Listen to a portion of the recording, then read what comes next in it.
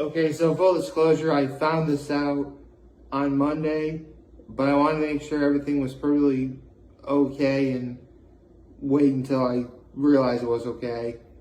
But good news, my grandfather's okay. He's fine. Surgery on Monday went fine. You know, he has a new pacemaker in. He's good. He's got to be in the hospital for a little while for both observation and, rehab, which does involve him being away from home, which, come on, who actually does like that? I mean, really. But the important thing is, he's fine, he's safe, and you better believe that's really been my high for the last couple of days. Although I will say though, my low is, before I continue, thank you to everyone who reached out. Thank you so much. That was really cool. I really appreciate that. Thank you. But he's okay. He's okay. He's okay. He's okay. But right now, I'll tell you that my low is the fact that there's no new episode of The Masked Singer tonight, because that episode's going to be on Sunday. And here's the thing. The problem with it being on next Sunday is it's possibly going to be during the wedding I'm going to. Yeah, my cousin that's getting married is actually getting married on Sunday. Which, I kind of get why, because I think they wanted to make the celebration last a little longer so people could have a reason to sort of take off work and stay. Plus, I think they probably got the date wrong, thinking it was Veterans Day weekend, which it's actually not this upcoming weekend, but the next one. But the problem is, though, my family and I are going home immediately Monday morning. And I mean early Monday morning. I'm talking we're leaving at 4 o'clock in the morning. So that could quite possibly be the earliest video I do for a while. Let me put it to you that way. But everything else, that's fine. Although, considering how rushed we're all going to be between the wedding being over and when we go home, it's quite possible I'll be wearing the same outfit in 2 different videos. Oh, that's going to be fun. But it should be very eventful. I really am looking forward to it. Just a couple more days. Sorry, I was just hiding a yawn. And my act of kindness was, today is going to be garbage day for my folks, so I took the trash out for my parents. So, pretty easy to do. It's just, one big garbage can and a recyclable bin. Although, there was a big box filled with, it's kind of like bubble wrap, but instead of being like individual bubbles, it's like those long, wavy sort of looking bubbles that you can pop if you press all your weight on them and stuff. You know what I'm talking about? It looks green, usually. Using packaging. Again, again, it's technically bubble wrap, but you can't pop it individually like you do with bubble wrap. I'm sure someone knows what I'm talking about. But, yeah. Honestly, I'm just waiting for this weekend, and I can't wait to see where it takes us. But there is one thing I do want to talk about. So before I begin, happy Hump Day, everybody. Okay, so here's the thing. Fun fact about me, I actually have been reading the Dragon Ball Super Manga for a long time now. Probably since the Granolah Arc. And the Granolah Arc just ended. Actually, it ended over about a month ago. But Totally Not Mark, a channel that you should totally watch because he's awesome, and a channel I have talked about before, he actually did his review of the Granolah Arc. And between him and Moscow X, who's another YouTube channel you should check out, discuss their problems / concerns with the specific way the Granolah Arc ended. Now, what I'm about to say, there are spoilers ahead, so if you've never read the Granolah Arc, from Dragon Ball Super, stop the video here. But otherwise, a flashback takes place during the Granolah Arc in which Goku's father, Bardock, makes a wish on the Dragon Balls that Monito created. And the wish that he asked for was for that his sons to continue thriving, or to be safe. Now, when I first read this, I thought, oh, Bardock is actually maturing as a character on his own, and he's a good father. He wishes for his kids to be safe. That's a beautiful statement, right? Here's the thing. If you don't know anything about Dragon Ball, specifically the titular item in question, or items, because the Dragon Balls can be, well, in this case, the Dragon Balls Monito created were only 2 of them, but on Earth and Namek, there's 7 of them. They make a wish that obviously comes true. Now, Goku as a character, obviously has continued to survive and thrive, throughout the entire series. Like from the time we meet him in Dragon Ball all the way to the end of Z and then further on into Super. The problem everyone's having with how that works is literally every battle that Goku's had and won, it's because of the wish that his father made. Now, I do see where the concern lies, and I hear you, but I'm going to clean something up for you right now. Because there's one thing, actually 2 things, that a lot of fans keep forgetting. Goku's already died. Twice. And it's the 2 things I said earlier. He died when fighting Raditz, when Piccolo used the special beam cannon to kill Raditz, and the beam goes right through him and Goku. And the second time was when Cell was about to blow himself up, and Goku uses the transmission to transport King Kai's world. Boom, and that's how Goku died. Now, if you're wondering, obviously they used the Dragon Balls to bring Goku back. Oh, actually, the first time Goku died against Raditz, they used the Dragon Balls to bring him back. The second time is that Elder Kai, gave up his life to bring Goku back, which is cool. So basically, whether it was a wish or someone giving up their life, that's how Goku came back. However, the fact that Goku died already rendered, the wish that Bardock made null and void. Because that wasn't even Bardock's wish.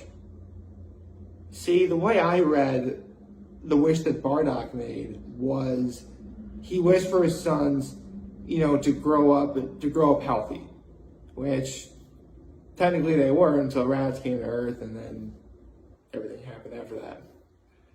And obviously, Goku died. That's not really the same thing as, surviving and thriving. Just growing up, living healthy lives. That's really what Bardock wanted. And for better or for worse, Goku has been able to do that. I mean, you can't have plot convenience without sacrifice. That's why, when Goku, sacrificed himself for the good of the world, it was necessary. And again, you have the Dragon Balls to bring him back. And actually, they wanted to bring Goku back with the Dragon Balls after, the Cell games. But Goku's like, no, I don't want that. People are coming to Earth because, I'm there. Frieza came back to Earth after I supposedly defeated him. The androids came about because I defeated the Red Ribbon Army, all that stuff. Maybe if I were to stay dead, the world will finally be at peace. Honestly, which actually further proves that the fact that the events of the Majin Buu arc happening were a complete coincidence. Nothing to do with Goku at all. So there you go. Now, again, Of course I see the concern everyone has with this. Of course I do. Goku is able, like, this is probably the greatest, I mean, some people are saying this is the greatest version of plot armor you could ever hope for. And in a way, you are right to think that. If you don't really know the context of everything. I know the context of everything because I've been a fan of Dragon Ball Z because I grew up watching Dragon Ball Z. Okay? Oh yeah, I was there for the Ocean dub, man. Although, I gotta go with, what Some Call Me Johnny, another channel you should check out. Because, like, the Brain Scratch commentaries are talking about Dragon Ball Z sometimes. And Johnny, Some Call Me Johnny says, if I'm watching the Saiyan Saga, it's gotta be in the Ocean dub. It absolutely has to be in the Ocean dub. And I agree. I totally agree with that. Because Ocean dub Vegeta, voiced by Brian Drummond, is awesome. Which, a fun fact, Brian Drummond at one point was also the voice of Sonic. So there you go. Actually, the Ocean dub was pretty cool. Ian James Corley as Goku, Scott McNeil as Piccolo. It was a good voice cast. I mean, don't get me wrong, Funimation, the good folks over at Funimation, Sean Schemmel and Chris Sabat and everybody else, those guys are awesome, but, in all fairness, the Ocean dub came first. So there you go. But, again, my point is, throughout this whole video, my point has been, like, I know people are concerned that the reason why Goku is even able to do what he's doing now in the series is because of Bardock's wish. I'm here to disprove that theory. Because, again, Goku has died twice. Now, yes, you can make the argument that the first time he came back was because of a wish, but it wasn't Bardock's wish. That was the wish that Master Roshi, Bulma, and I believe Polar made, or was it Krillin that was there when they wished for Goku back to fight Vegeta and Nappa? Well, the point is they made that wish, not Bardock. And again, during the Majin Buu saga, old Kai gave up his life. So that wasn't even a wish at all. That was just, again, you can't have plot convenience without sacrifice. And that's exactly what happened. Goku coming back, clearly a plot convenience. Old Kai giving up his life, sacrifice. There you go. It's probably coming, well, if no one knows what Dragon Ball Z is, they're not going to have a clue what I'm talking about. But, with that being said, I really did I've been a fan of Totally Not Mark for a long time. And I really did enjoy how, he does a great job of breaking down aspects of really any story, specifically, anime and manga. I mean, I've sung nothing but praise when he finally did his pretty much year-long review of One Piece. And when he finally, seriously, I think one of my favorite videos I've done in a long time was when I finally did my arc thoughts on Wano and whether or not you could call it the greatest manga arc of all time. Which, if you haven't checked out that video, it's on my channel. Look it up. But, yeah. Obviously check out Totally Not Mark. And check out Moscow X, too. He's really cool. Who's also another inspiration for why this video was made. Because when that final chapter of, Bardock's wish came about, obviously, Moscow X voiced his concerns about that, too. And for a while, I was a bit concerned, but then I saw Totally Not Mark's video, and I'm like, wait, Goku already died twice. That means Bardock's wish was then rendered useless. And when he came back, it was because of, the first time he came back again, was because of wish, but it wasn't Bardock's wish. And that's, I think that's what people are getting abused about. So, and keep in mind, I'm not like a Dragon Ball Super fan. I am a fan of, not like, a grandiose, like, uber fan, like a bunch of other people are. For all I know, everything I'm talking about really could be nonsense to somebody else. Especially if you have no idea what Dragon Ball is. But for those who do, and do know what I'm talking about, I really hope that someone I was able to, clear the air for you. And listen, I get it. I'm a fan of Dragon Ball as well. Have been for a long time. So when I know that fellow fans of mine, or fellow Dragon Ball fans, are concerned, I hear their concerns. Trust me, I do. But luckily, there are people out there who really are that sort of level of Uber fan compared to me that are better. Again, like Totally Not Mark or Moscow X. And I guess to some extent, Grand Line Review, only he's more like only Grand Line Review, Joy Girl, and O'Hara are more One Piece. But they read Dragon Ball too. I mean, where else will they find? Well, I mean, come on. Every fan of any anime has heard of Dragon Ball at least once. Literally every anime fan has heard of Dragon Ball once. I'm a fan too, but this is just how I interpreted the situation. Again, I could be wrong. I probably hope I'm not wrong, but there you go. So, I really hope this cleared the air as to what happened. And just like every other Dragon Ball Super fan, or really any Dragon Ball fan in general, I too am awaiting for the time that both the Moral Arc and the Granolah Arc are finally animated. Which, that's actually one thing Totally Not Mark was able to pick up on in his video. And I'll put a link to that video in the description down below. The events of the Moral Arc into the Granolah Arc flow seamlessly into each other. And that's really cool. A lot of arcs in Dragon Ball don't really do that. So, in a way, it kind of broke new ground.